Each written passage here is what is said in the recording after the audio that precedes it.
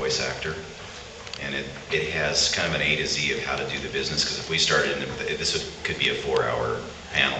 There's so much information, and mostly of what not to do in the industry. And that's kind of a great book. It's a really inexpensive way of saving yourself a lot of heartache and a lot of money in the long run. So maybe start there, and that'll give you an idea of where to look from that point forward. But it's called Voiceover Voice Actor. Check that out. And also something that wasn't around when I started, I don't want to date myself, but is YouTube. I mean, you guys have an amazing way to showcase your talent, whatever it may be, on YouTube, and you can, give out the web address to anybody. So that's something we didn't have. We had to actually walk in the room and talk to the people and meet the people, or it wasn't going to happen. Whereas you guys can try to whore yourself on YouTube. So. I'll second, but yeah, this is better than that.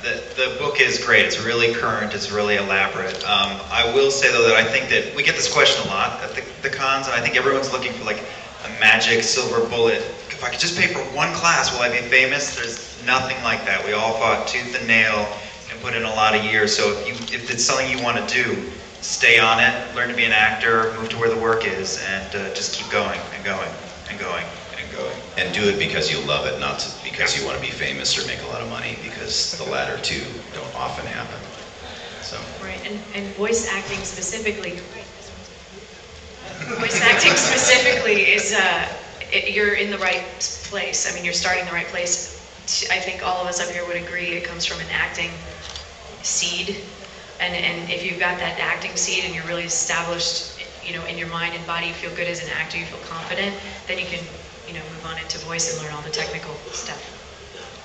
I'm really into creating your own business so that you don't have to depend on people giving you a job necessarily, and you have something to get you through in between acting gigs. I think that's so important, and it's something that a lot of actors, most actors I would say, don't do, because you kind of get this focus, this vision, kind of a narrow vision in a way. And I think if you can start off as young as you are right now, for a lot of you, and really create some kind of business right now, you're not going to have to worry about stuff.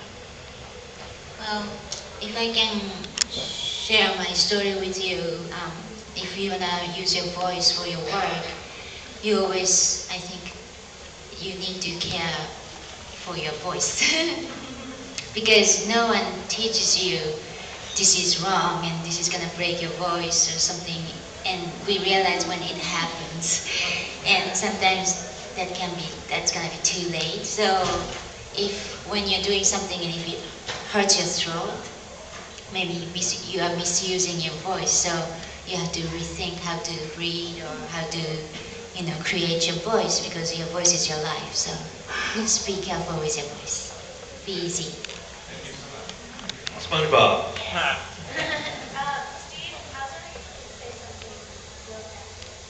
Phil Gaxi. Wow. Tennessee! Pretty Bill Gaxi, yeah? You, sir. Huge fan of all of you, especially you, Steve. I love you. I love you too. Anyway, I wanted to ask you guys, what was the last movie you guys went out to see? I went to Comic-Con and saw a pre-screening of Scott Pilgrim. Yeah! Anyone in this audience who has not gone and plunked down money, go do it this weekend. That thing is going to die out if you guys don't put down the money. It is the ballad of your and my life. It's awesome. I would second that, though I haven't plunked my money, so everybody plunk your money, included. And I haven't been to the movies in a while, but Badass was one of my favorites. Yeah. Kick-Ass. Kick-Ass. Did I say Badass? I'm sorry. I was just thinking about myself again.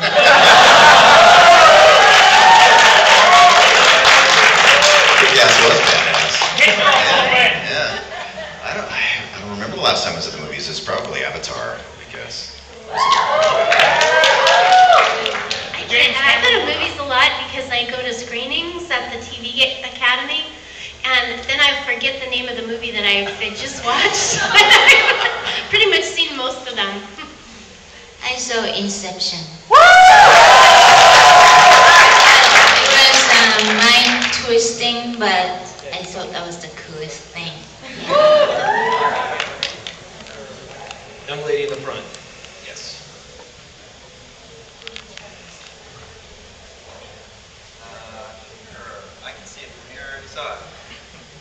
tape this.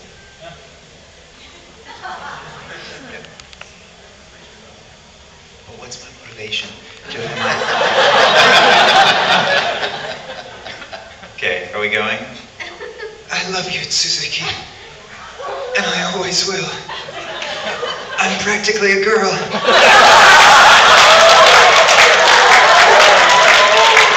It's not easy tucking in like this. Hold on.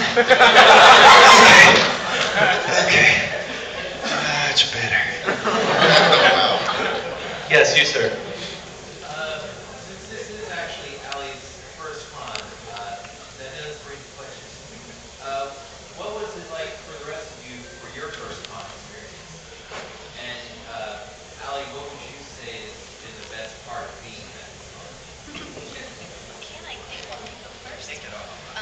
Honestly, the best part for me, outside of Dan inviting me, he does such a fantastic job. How to big hand for Dan, who runs this big film.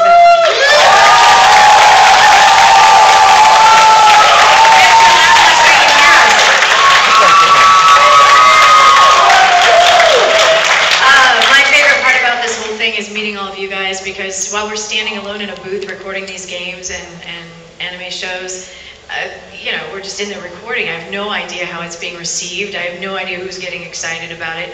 So it is so cool for me from the bottom of my heart. Thank you, all of you that wait in line for our signatures and come up and talk to us and ask us these great questions. It is just bringing the whole thing to life for me, and I am so excited to be here. I can barely breathe. Since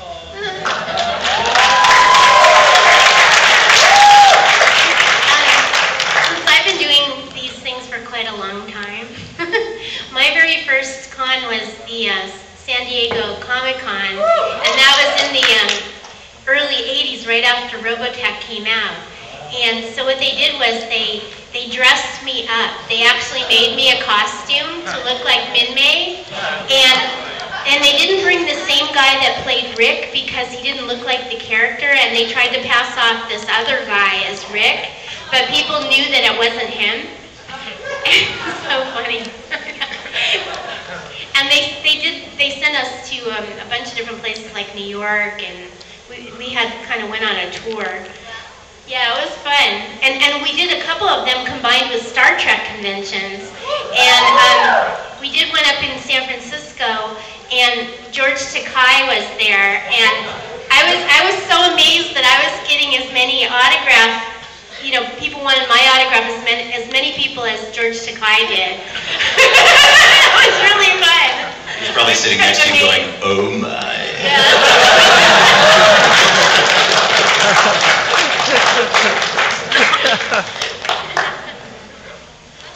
My first one was Big Apple Anime Fest, and I didn't know anything about the cosplay culture, so I remember, you know, my wig being flipped by seeing that. I'd also worked on one anime show, and I was there to try to multiply it into more, so I had my awesome demo, which was a VHS tape with a scene that I had done. And I met people and I gave it out. I remember going up to Laura Bailey, who's a friend now, and I direct her occasionally, but she was working at Funimation. I was like, do you have any advice for somebody like you? And the most standout thing for that convention was I met Sam Riegel way back then, who is now my man wife. And we have a tunnel that goes from the bottom of his house to the bottom of mine, and we meet in the middle of the night and spoon. And it's a love story. You're not the only one who has that relationship with Sam. My first con was in San Jose, probably 15 years ago, I guess. And at that time, dubs weren't as widely accepted as they are now. And it got pretty angry and violent in the room I was in.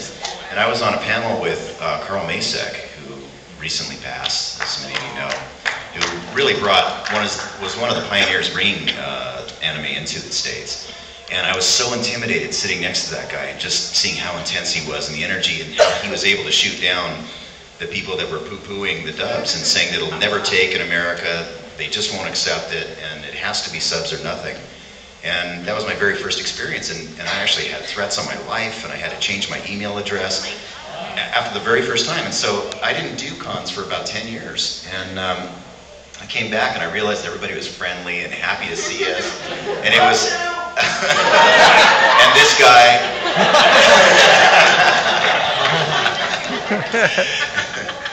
And so second chances are pretty good sometimes. I would like to express my deep regret for sending those threats. I was in a bad place. You were 4, it was okay. My first convention was in 1999, Funime Con, and they let me do a concert, and I did a few panels, and I was so surprised that so many people knew me because I came to live in Los Angeles in 1989, but I didn't know that Robotech was, famous in America, and